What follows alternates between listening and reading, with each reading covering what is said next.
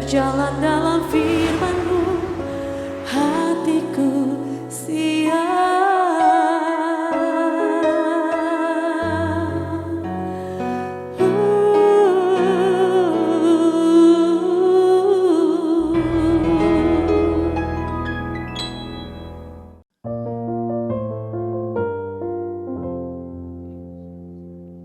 Salam, karlaver yang dikasih oleh Tuhan Yesus, senang boleh kembali bersama saudara semua dalam program Rise and God malam hari ini. Mari kita memakai waktu kita secara berkualitas untuk menikmati hadirat Tuhan lewat pujian, penyembahan, doa-doa kita, dan perenungan firman Tuhan. Percayalah ketika kita sungguh-sungguh bisa menikmati hadirat Tuhan, kita akan mengalami ketenangan di batin kita. Bahkan Tuhan Yesus sendiri sudah menegaskan kepada kita, marilah kepadaku semua yang letih lesu dan berbeban berat, aku akan memberi kelegaan kepadamu. Ada kelegaan, ada ketenangan, ada kedamaian, apapun yang sedang kita alami saat ini. Setelah kita melewati semua aktivitas hidup kita, ada banyak masalah yang kadang-kadang masih mengganggu pikiran kita, masih mengganggu hati kita, sehingga kita sulit untuk beristirahat. Tetapi percayalah, kalau kita menikmati hadirat Tuhan, maka Tuhan akan memberi kita kelegaan, memberi kita ketenangan, dan kita bisa beristirahat. Tidak hanya itu, Tuhan akan menolong semua pergumulan dan masalah kita. Mari kita datang kepada Dia dalam doa. Bapa di surga, kami mengucap syukur karena dalam Yesus Kristus kami diberi hak yang begitu istimewa untuk boleh menghampiri tahta kasih karunia-Mu, memanggil Engkau sebagai Bapa kami. Tuhan mau bersekutu dengan kami. Kami boleh menyatakan semua pergumulan, menyerahkan semua permasalahan hidup kami, dan Tuhan akan memberi kami kelegaan, memberi kami ketenangan, kebebasan dari segala hal yang selama ini menekan jiwa kami, supaya kami bisa beristirahat, supaya kami bisa menikmati hari-hari kami dalam damai sejahtera-Mu. Bahkan Tuhan akan memberi jalan keluar yang terbaik, memberi kami kekuatan yang baru. Kami tidak perlu terus-menerus dikuasai oleh masalah-masalah hidup kami, tetapi kami bisa menyelesaikan masalah-masalah itu karena Tuhanlah yang menolong dan menyertai kami. Kami sangat percaya Engkau sungguh-sungguh mengasihi kami, Engkau sungguh-sungguh ingin membebaskan kami dari semua perbudakan dosa, dari semua belenggu permasalahan hidup yang saat ini menekan kami. Kami bawa kepadamu Tuhan pujian penyembahan kami sebagai persembahan kami kepadamu. Kiranya Engkau bersuka cita dalam nama Tuhan Yesus Kristus. Amin. Sebab lebih baik satu hari Tuhan kami berdiam diri di pelataran Tuhan, dan kami haus akan kasih setia Tuhan. Oh Yesus Tuhan, lebih baik satu hari di pelataran-Mu daripada 1000 hari di tempat lain.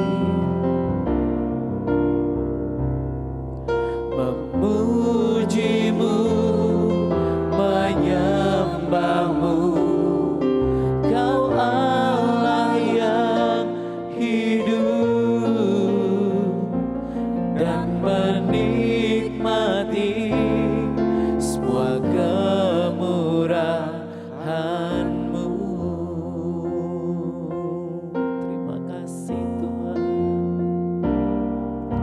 Satu hal yang ku rindu, berdiam di dalam rumah-Mu. Satu hal yang ku pinta, menikmati bait-Mu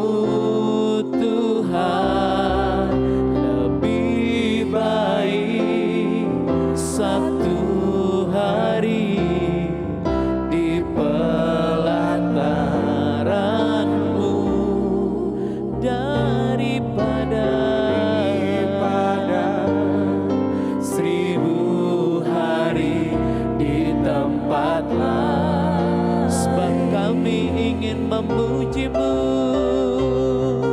memuji-Mu, menyembah-Mu. Kau Allah yang hidup dan menikmati semua kemurahan-Mu, Yesus. Terima kasih Tuhan, sebab kami percaya Kau hadir melawat kami, sebab kami percaya Kau Tuhan yang besar, layak disembah, layak diagungkan. Terima kasih Yesus, kasih-Mu mengalir dalam hidup kami. Haleluya, haleluya. Terima kasih Tuhan. Haleluya.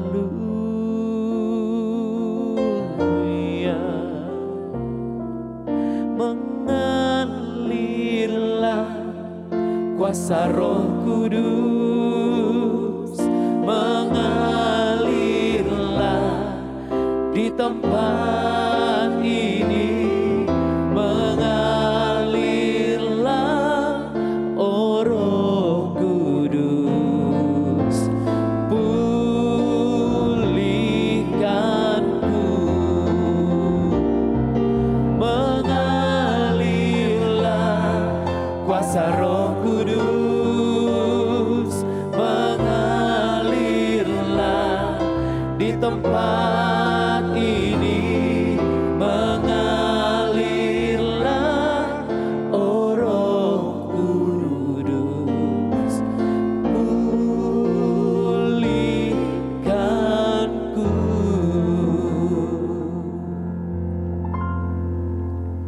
Saudara-saudara, saat ini kita akan sharing kebenaran firman Tuhan bahwa ternyata Tuhan itu memilih orang-orang yang tidak sempurna untuk dipakainya.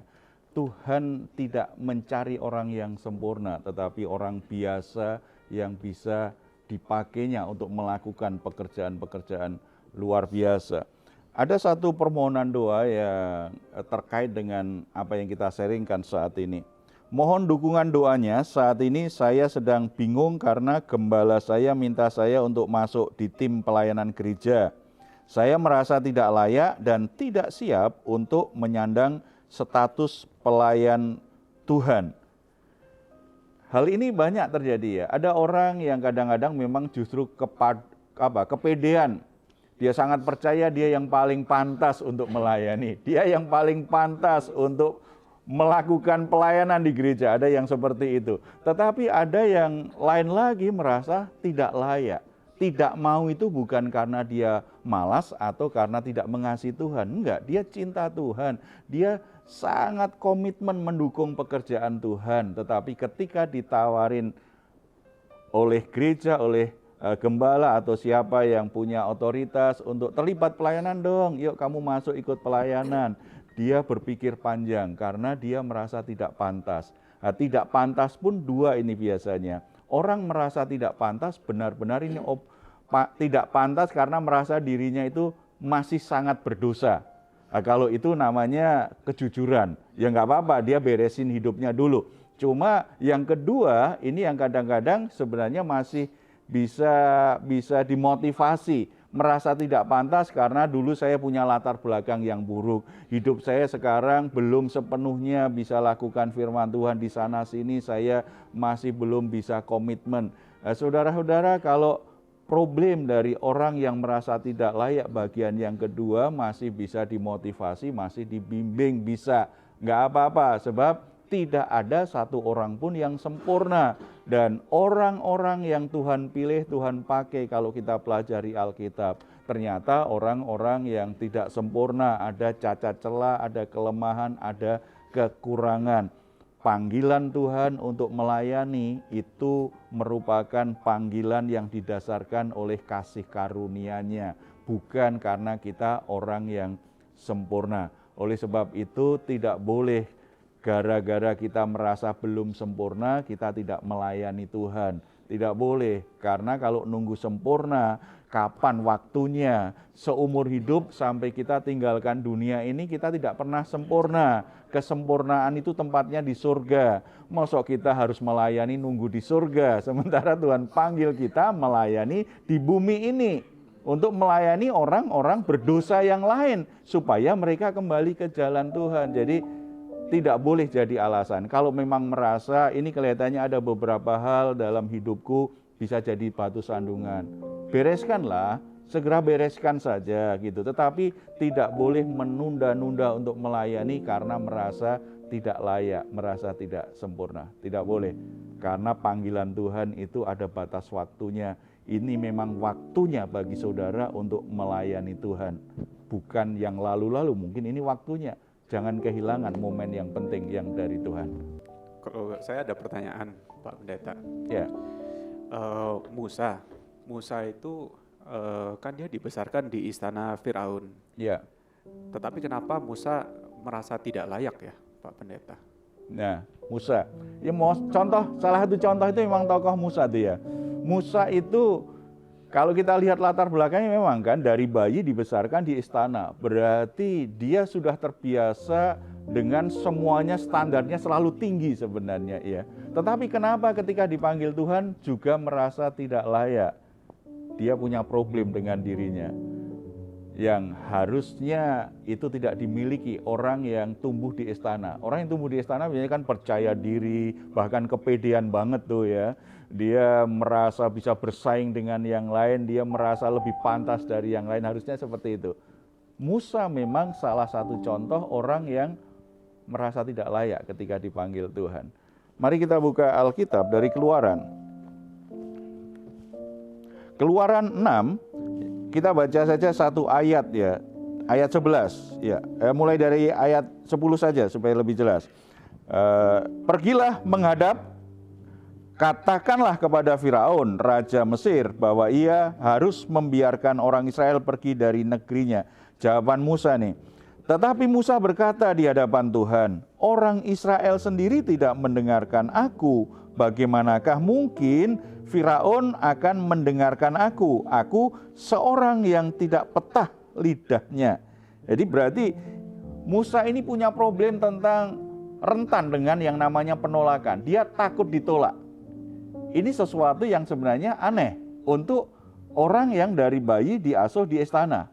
Harusnya kan pede sekali gitu, percaya diri. Tetapi Musa takut dengan penolakan. Sebab bangsaku sendiri saja tidak percaya sama aku. Gimana aku akan mewakili bangsaku berkata kepada Firaun. Takut dengan penolakan. Salah satu sebab kenapa orang merasa tidak layak itu bukan karena dia sebenarnya nggak sanggup. Pekerjaannya mungkin mampu. Tetapi dia merasa dirinya itu ada kekurangan. Ada sesuatu yang buruk. Ada sesuatu yang dia sendiri tidak nyaman untuk dilihat oleh orang lain. Bagaimana kalau mereka menolak? Kalau kita pelajari di pasal-pasal sebelumnya, pada waktu Musa dipanggil Tuhan, itu juga begitu kan, berdalih sedemikian rupa. Bagaimana nanti kalau ada yang tanya, siapa yang menyuruh aku? Gimana aku mengatakannya? Siapa yang suruh aku? Tuhan katakan, ini aku yang menyuruh. Lalu bagaimana kalau orang kemudian juga aku sudah bilang begitu, siapa yang suruh kamu mewakili aku? Ada banyak alasan yang diberikan karena dia takut ditolak oleh orang lain. Ada banyak orang yang menunda-nunda melayani Tuhan karena risau bagaimana reaksi orang, bagaimana sikap orang. Bisa terima aku enggak ya? Bisa suka enggak ya kalau aku melayani? Mereka bisa memberi apresiasi enggak kepadaku ya?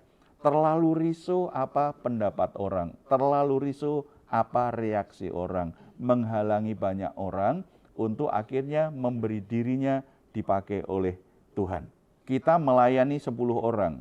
10 orang itu punya kepala 10, pikirannya 10 macam. Kalau kita risau dengan pikiran 10 orang itu, akhirnya kita tidak pernah lakukan sesuatu untuk menjawab panggilan Tuhan. Apakah Tuhan tidak tahu kita punya kelemahan? Tahu. Apakah Tuhan tidak tahu kita punya latar belakang yang jahat? Tahu. Apakah Tuhan tidak tahu dalam pikiran dan hati kita kadang-kadang ada sesuatu yang sangat jahat? Tuhan tahu. Apakah Tuhan tidak tahu dalam pikiran kita, dalam tindakan kita, perkataan-perkataan kita, itu sesuatu yang menimbulkan hati yang luka kepada orang lain? Tuhan sangat tahu. Apakah Tuhan tidak tahu ketika suatu saat kita terpojok dengan situasi yang sulit, dengan situasi yang agak mengancam kita, akhirnya keputusan kita untuk bohong? Tuhan tahu. Apapun yang kita lakukan, Tuhan tahu. Apapun yang pernah kita perbuat, Tuhan tahu. Tetapi toh begitu Tuhan memanggil kita. Panggilan itu sifatnya adalah kasih karunia Tuhan. Amin. Bukan karena kita layak untuk dipanggil Tuhan. Kalau kita menyadari itu, berarti respon saja kepada Tuhan. Bukan sibuk memikirkan bagaimana nanti tanggapan orang terhadap aku. Kalau sadar memang kelihatannya ini masih bisa jadi batu sandungan, segera bereskan saja.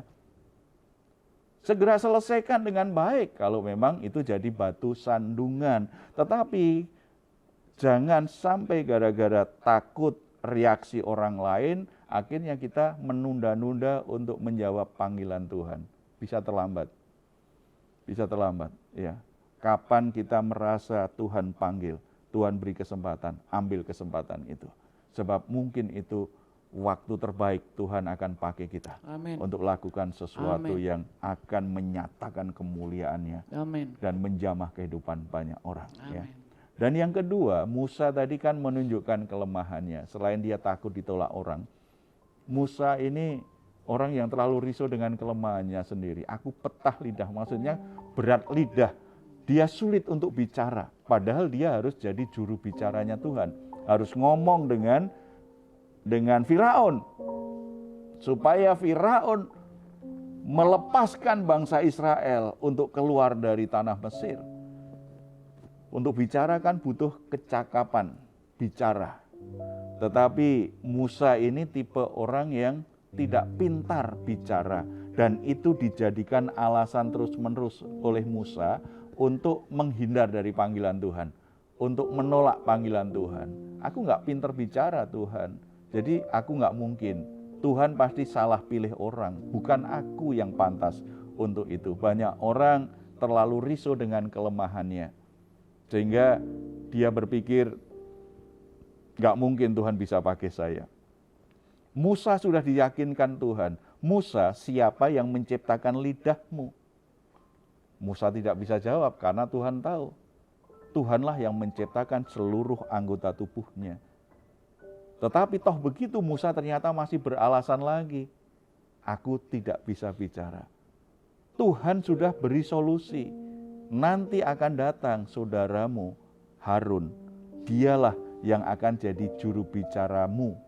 Berarti Musa jadi juru bicaranya Tuhan karena dia punya keterbatasan. Tuhan lengkapi dengan orang yang pintar bicara.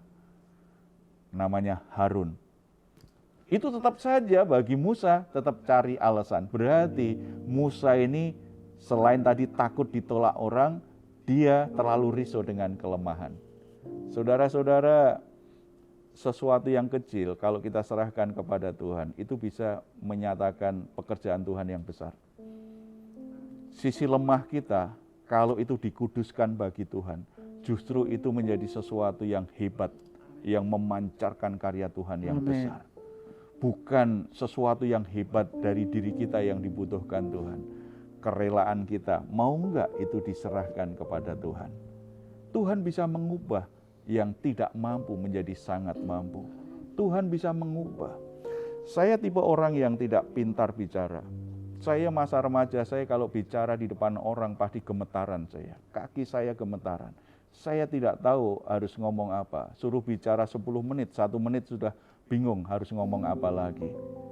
Saya ingat masa SMP saya, SMA saya tipe orang yang sangat tidak bisa bicara. Saya malu berdiri di depan orang lain. Saya coba menghindar kalau harus bicara di depan orang lain. Saya ingin kerja itu di belakang layar saja. Lakukan sesuatu yang di belakang, nggak usah tampil. Tetapi saya ingat betul ketika Tuhan beri saya kesempatan, gembala saya berkata, kamu yang khotbah di ibadah tengah minggu itu. Saya heran dan kaget sekali, kok saya Om? Tetapi saya percaya Tuhanlah yang menggerakkan hati gembala saya. Dia nggak tahu, saya nggak terlalu pede sebenarnya. Tetapi kok Tuhan beri kesempatan. Dan saya takut untuk menolaknya juga, gitu ya. Tetapi saya baru tahu itu cara Tuhan. Kalau saya tidak diberi kesempatan dan coba kalau saya pede, mungkin saya jadi sombong. Karena saya masih muda, diberi kesempatan khotbah dalam sebuah ibadah. Saya bisa menjadi sombong dan saya merasa lebih dari yang lain. Tetapi kalau saya juga sembunyi dari ketakutan saya tidak mau melangkah, Tuhan tidak bisa mengubah kemampuan saya untuk bicara di depan orang lain memberitakan firman Tuhan. Itu kesempatan yang pertama dan saya gemetar betul. Saya takut betul. Tetapi justru karena saya takut, saya banyak berdoa. Itu menurut saya persiapan khotbah yang paling lama yang pernah saya lakukan gitu. Karena merasa saya sangat tidak mampu. Tetapi justru itu titik awal yang mengubah saya. Makin lama Tuhan proses saya, mampukan saya. Dan ya untuk saat ini, untuk khotbah tidak jadi beban, untuk bicara tidak jadi beban. Apakah karena saya hebat? Yang saya ingat kasih karunia Tuhan mengubah saya. Karena saya tidak mau terus-menerus risau dan sembunyi di balik kelemahan saya untuk menolak panggilan Tuhan karena takut ditolak orang lain. Saya lakukan apa yang bisa saya lakukan di hadapan Tuhan. Dan saya tidak perlu risau lagi. Ya, saya punya kelemahan. Tetapi saya bisa berkata kepada diri saya sendiri dan kepada orang lain seperti Paulus berkata, kalau mau bermegah, aku akan bermegah dalam kelemahanku. Karena ketika aku bicara kelemahanku, aku akan bicara tentang kasih karunia Allah. Aku akan bicara tentang kuasa Allah yang mengubahku, yang memampukan aku untuk bisa melakukan segala perkara ini. Dan itu menjaga hati untuk terus bersyukur, menjaga hati untuk tidak menyombongkan diri. Ini semua adalah kasih karunia Tuhan. Jadi saudara-saudara, Tuhan panggil setiap saudara ketika saudara percaya Yesus Kristus sebagai Tuhan dan Juru Selamat. Tuhan panggil saudara menjadi saksinya. Tuhan panggil saudara untuk pekerjaannya yang unik, yang istimewa. Di semua bagian itu membutuhkan supaya pelayanan bisa berjalan dengan baik. Kalau saat ini ada di antara saudara merasa tidak layak, cek apakah tidak layak karena saudara memang masih terikat dengan dosa atau merasa tidak layak itu hanya terkait dengan kelemahan. Kalau itu terkait dengan dosa harus cepat bertobat, bereskan, setelah itu jawab panggilan Tuhan. Jangan ditunda-tunda. Tetapi kalau itu bicara kelemahan, melangkah saja karena Tuhan akan bekerja di balik kelemahanmu, kuasanya menjadi nyata. Jangan tunda-tunda lagi. Ini waktunya bagi kita untuk menjawab panggilan Tuhan, untuk dipakai Tuhan, untuk menjadi berkat bagi banyak orang. Mari kita bersatu dalam doa. Bapa di surga, kami ucap syukur, siapa kami orang berdosa ini sehingga Engkau menyelamatkan kami.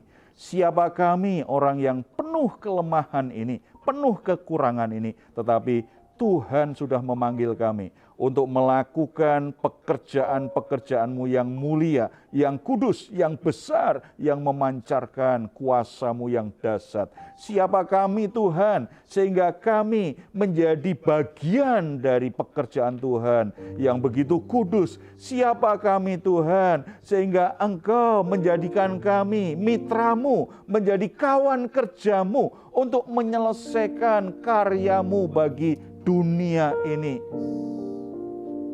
Kami tidak layak, tetapi kami bersyukur di dalam Yesus Kristus, kami semua beroleh kasih karunia untuk dilayakkan menjadi bagian dari pekerjaan Tuhan itu. Bapa, beri kami keberanian untuk membuat keputusan, menyerahkan diri kami, menyerahkan apa yang ada pada diri kami. Tuhan pakai memenuhi amanat-Mu, memenuhi pekerjaan-Mu. Pakai kami Tuhan untuk jadi berkat bagi banyak orang. Pakai kami Tuhan untuk bisa menyatakan kasih Tuhan kepada orang-orang yang merasa hidupnya hancur karena tidak dikasihi, yang merasa hidupnya tidak berharga karena dibenci banyak orang. Tuhan, berikan kami belas kasihan-Mu, penuhi hati kami dengan kasih-Mu, menjamah orang-orang yang haus kasih, yang membutuhkan kasih Tuhan. Ini kami Tuhan, pakai kami untuk menyatakan kebenaran-Mu pada saat orang kehilangan arah, pada saat orang mulai hidup dalam kesesatan, di jalan yang salah, arah hidup yang salah. Tuhan, berkati kami, pakai kami untuk bisa menyatakan tujuan ilahi, untuk menyatakan kebenaran ilahi kepada mereka, supaya mereka boleh kembali menemukan jalan yang benar di dalam Tuhan. Mereka menemukan arah hidupnya, mereka bisa mengerti kehendak Bapa di surga. Ini kami Tuhan, pakai kami sesuai dengan kehendak-Mu. Kami hanya menurut, kami hanya taat, kami hanya melakukan apa yang Tuhan ingin kami lakukan. Kehendak-Mu yang jadi atas hidup kami Bapa. Berkati anak-anak-Mu yang melayani saat ini. Tidak mudah untuk sebagian orang, tantangannya begitu berat. Ada penolakan, ada orang-orang yang membenci, ada orang-orang yang meninggalkan mereka. Mereka harus kehilangan orang-orang yang mereka kasihi. Mereka harus kehilangan sahabat, kehilangan waktu-waktu mereka yang mereka butuhkan selama ini. Mereka harus meninggalkan banyak hal demi untuk menjawab panggilan-Mu, demi untuk melayani-Mu. Tuhan, kuatkan hatinya, Tuhan terus berkati mereka, supaya mereka bertahan dalam panggilannya. Apapun yang terjadi, mereka terus melangkah mengenapi rencana-Mu Bapa. Dalam nama Tuhan Yesus, kami berdoa. Amin. Puji Tuhan, saudara-saudara, mari menjawab panggilan Tuhan. Tuhan tidak mencari kesempurnaan kita, tetapi Tuhan mencari jawaban kita dan kerelaan kita untuk dipakainya. Bagi saudara-saudara yang saat ini sedang mengalami pergumulan hidup, saudara membutuhkan dukungan doa, silahkan menuliskannya di nomor telepon yang tertera di layar saudara. Tim doa kami akan mendukung saudara dalam doa. Jangan menyerah apapun yang terjadi, karena Bapa di surga adalah Bapa yang peduli, selalu siap untuk menolong, tidak pernah meninggalkan kita semua. Kalau saudara ingin memberikan komentar, silahkan menuliskannya di ruang komentar yang ada di channel Diaspora TV. Kami tunggu. Mazmur 4 ayat 8-9. Engkau telah memberikan sukacita kepadaku lebih banyak daripada mereka ketika mereka kelimpahan gandum dan anggur. Dengan tentram aku mau membaringkan diri, lalu segera tidur, sebab hanya Engkaulah ya Tuhan yang membiarkan aku diam dengan aman. Puji Tuhan, selamat malam, selamat beristirahat. Tuhan Yesus memberkati kita semuanya. Shalom. Mengalirlah kuasa Roh Kudus